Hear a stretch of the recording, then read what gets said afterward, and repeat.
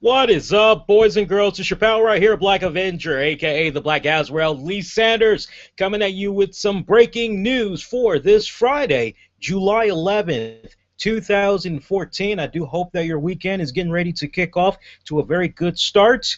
This is a very special piece of breaking news that we want to make available not only to you all on YouTube, but also on iHeartRadio, Spreaker, iTunes, Blog Talk Radio. So however you may be accessing this, thank you for checking this out. We got some breaking news if you are a NBA fan. And man, it doesn't get any bigger than this. LeBron James, yes, King James, he has taken his talents back home to the Cleveland Cavaliers. I wish I was making this up. No, folks, it's true. It's damn true. LeBron James has returned home to Cleveland. And breaking news, I've been staying on top of this for you guys off and on throughout the day, trying to gather up as much information as possible to be able to pass along to you all. Now, James had first broke out this announcement earlier today, being Friday, July 11th, to Sports Illustrated. And he said, direct quote, "When I left Cleveland, I was on a mission. I was seeking championships." And in fact, to his credit, he did win 2 back-to-back championships with the Miami Heat. He said that Miami already knew that feeling as they had won championships prior to him arriving. He would go on to say that our city hasn't had that feeling in a long, long, long time. My goal is to win as many titles as possible, no question. But what's most important for me is bringing one trophy back to Northeast Ohio. That's exactly what he had told Sports Illustrated, and I'm sure we're probably going to be finding out a lot more of his interview with Sports Illustrated. I'm definitely going to be looking forward to checking that out, whether in print or digital.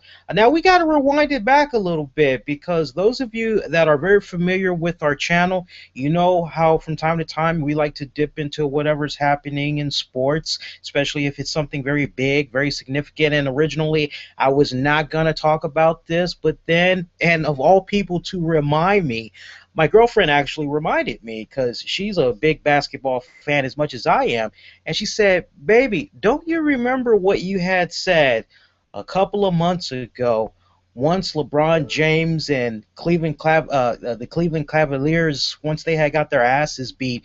Do you remember what you had said when we found out the news about LeBron returning to the Cavs?" I said, "No, what exactly are you talking about?"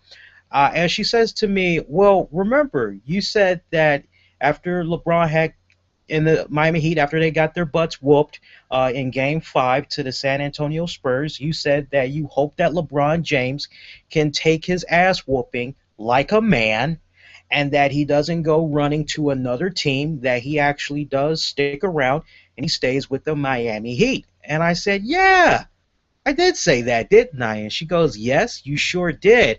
And so I just got to say to you guys that's fans of the San Antonio Spurs, you guys are probably looking at this piece of news right now, and you're probably patting yourselves on the back right now.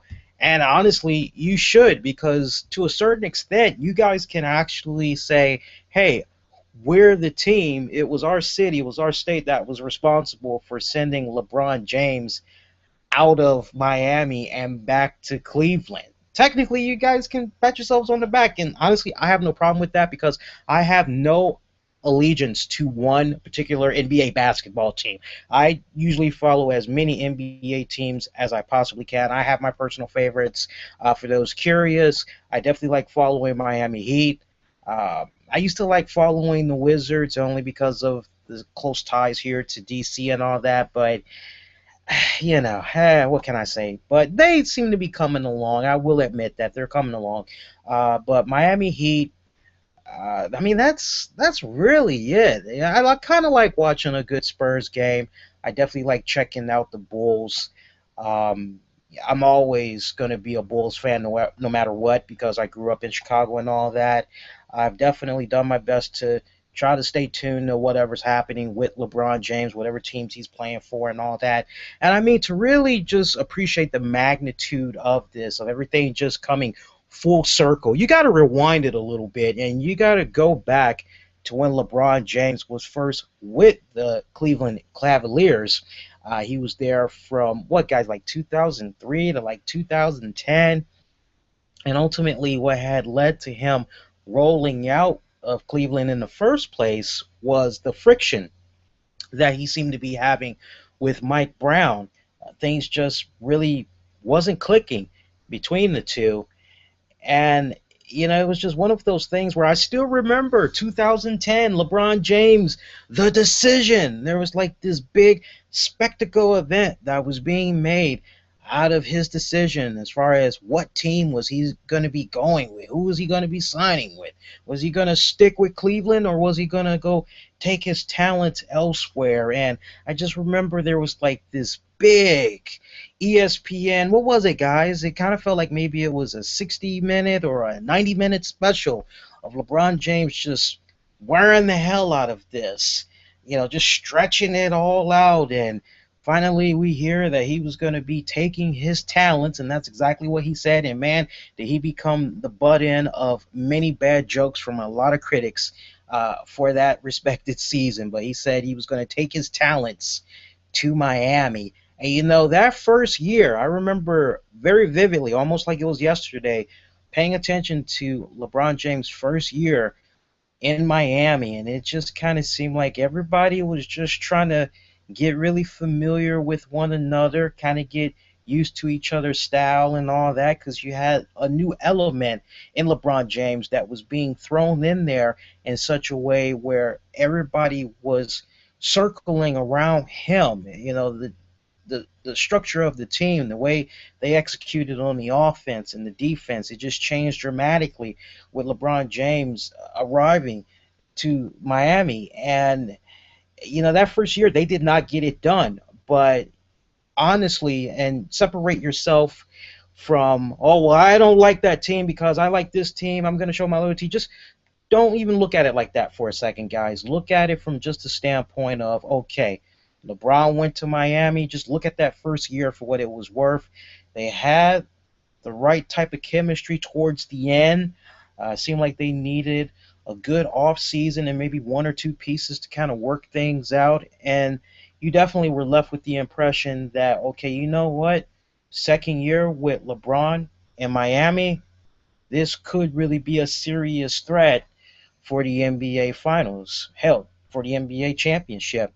And sure enough, we did see them win back-to-back championships. They were looking for a three-peat in the 2013-14 season, but they got derailed by the old veteran team of the San Antonio Spurs taking them out in Game 5. But the performance that LeBron James had in Game 5, I mean, just to recap, 28 points, 7.8 rebounds, 2 steals per game on 57.1% shooting versus 27.4 points, 7.1 rebounds, and 1.9 steals per game on 56.5% shooting for the playoffs as a whole. I mean, that's pretty damn impressive for you guys that love your stats and all that. I mean, that's really good. So, the big question that probably a lot of people is going to be talking about, and I definitely want to just chime in on this myself, which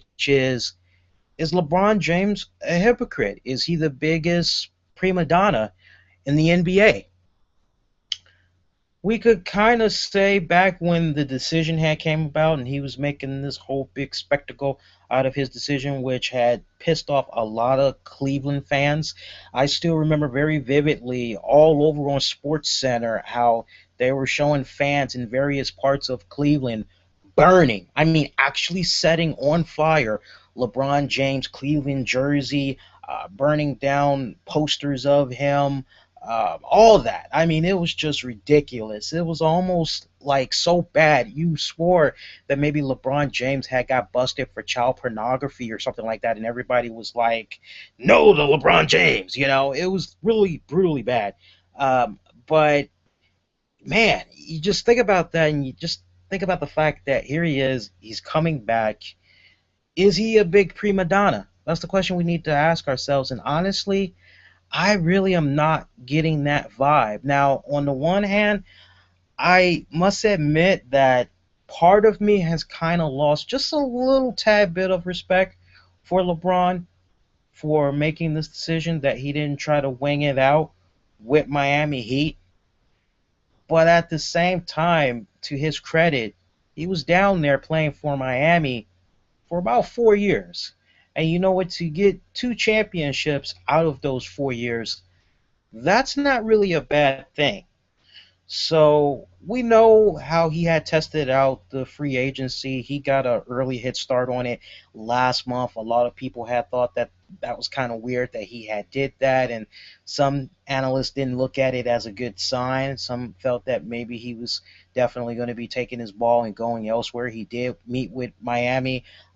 There was a few other teams that he had met with. I'm not familiar with the other teams that he met with, but you just think about this whole fiasco that's just been going down with him. Part of me is a little upset that he didn't stay with Miami, but at the same time, I can forgive him for that because I think that there's something more bigger that maybe a lot of us aren't really homing in on. And I think that with time that's passed, so too heightens the maturity. And I say that for a reason. I feel that now LeBron James is still a very young man, okay? Still got plenty of years left to play the sport of the NBA. If I'm not mistaken, I believe he's only, in his early 30s? No, actually, if I'm not mistaken, he's not even 30. I think he's like 28 or 29 or something like that. So, I mean, he's got plenty of years left. I think for him, this might have been just a case of, you know what, it was kind of wrong how I did Cleveland. You know, they got the right pieces. It looks like they got a winning combination going on, kind of like what they got going on over here. And not to mention, way to make things be full circle, because the way that I did Cleveland and the fans that showed me nothing but great love and support, if it pretty much wasn't for Cleveland, there's no telling where I would be right now in the NBA, if I would even have the type of success that I would have. I think there's just a part of him that just really, in retrospect, just really did not like how he did Cleveland and the fans. And so rather than have that blemish be on his record, be everlasting on his career, because we all know over the years he did admit that when he did that decision special, it was definitely something that he kind of regretted. He did say that if he could do a few things differently, he would, but he still stood by his decision at the time of when he decided to go to Miami. But I think this is a scenario right here where he's just trying to make peace. He's just trying to correct the wrong. And I applaud him for that, because he really did not need to go back to Cleveland, you know. But, I mean, hey, that's all I got to say with regards to that. I'm actually very excited to see what's going to happen this new season that's going to be coming up. And I tell you this, I'm not going to jump on the bandwagon, even though I said it a few months ago and my girlfriend reminded me, hey, LeBron James, remember, you say he needs to take his ass whooping like a man. I just hope that with LeBron and for the fans of Cleveland, I just hope they don't all just go, all right, LeBron's back, all our problems are solved. We got one of the best players ever playing in our city. He's back with us again. It can't get any better than this.